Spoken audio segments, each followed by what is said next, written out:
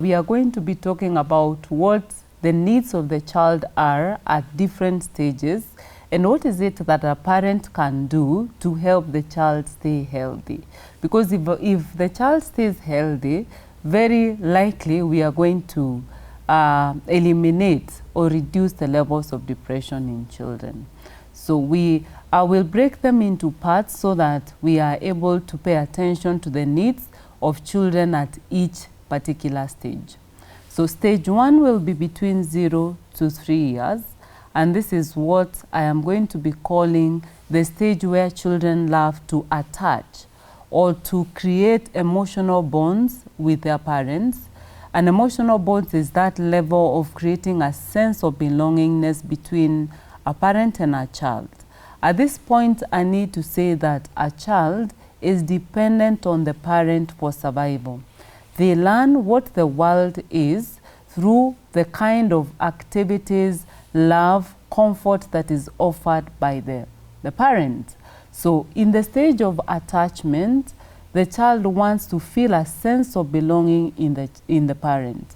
The child wants to feel comforted by the parent. The child also wants to feel that the world is safe, and they get to know that through the safety they obtain at home.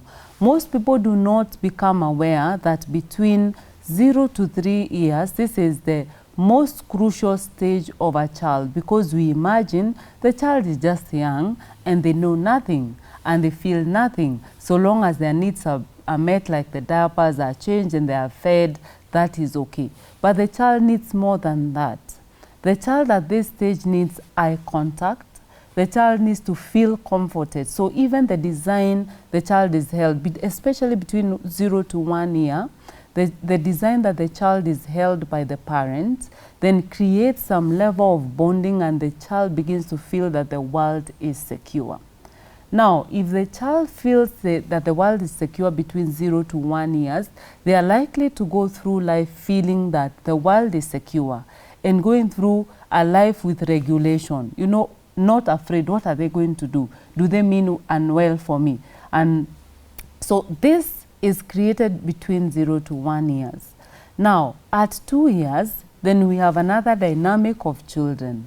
We've all had the 2-year-old being called terrible twos. Now, this is because at 2 years, a child begins to develop some sense of their own independence. It's actually at 2 years that the child gets to know that they are a separate individual from the parent and that they can do things by themselves. In a sense, a child begins to gain a mind of their own. At 2 years, the child wants to do things for themselves without wanting to feel like they are being restricted. So it is at 2 years that children test limits. You notice at 2 years there's a lot of tantrums. So this is a child's need of developing their own independence. When they throw tantrum, when you tell them to do this, they do the opposite. That means a child is gaining a mind of their own, and it's actually not a bad thing. If your child is behaving like that, they are actually developing normally. So you may be asking at this point, what does a parent needs to do? A parent needs to allow the child to make choices at that point. If a child wants to use a blue cup and you had served them with a red cup, there is no harm in that. You can allow them to choose their cup, meaning I am endorsing your decisions and they are okay. Now, even when you do that, then you realize the child begins to feel a sense of no shame. In other words, when you give them an opportunity to develop their own independence, they begin to break down the shame. But every time if what they do, you go against, then they develop a lot of shame. And this shame, when it accumulates much more longer, by the time they hit adolescent, we are likely to be having children who are dealing with a lot of shame and are likely to suffer even illnesses like depression. So between 2 to 3 years, allow them their choice, but also create limits so that everything they want, they do not get.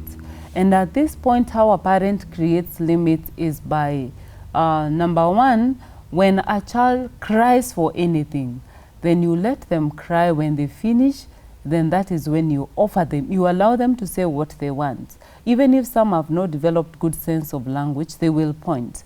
When they point, then you offer to them, not when they are crying, but when they stop crying. This provides lessons to the child that you can get what you want through communication and not through crying. That's how you set limits. So you allow children to be yes, make choices, but also you set limits. By doing that, you teach children that they have a sense of belonging in you. They begin to develop trust, and they begin to feel that they also are cared for and loved by the world.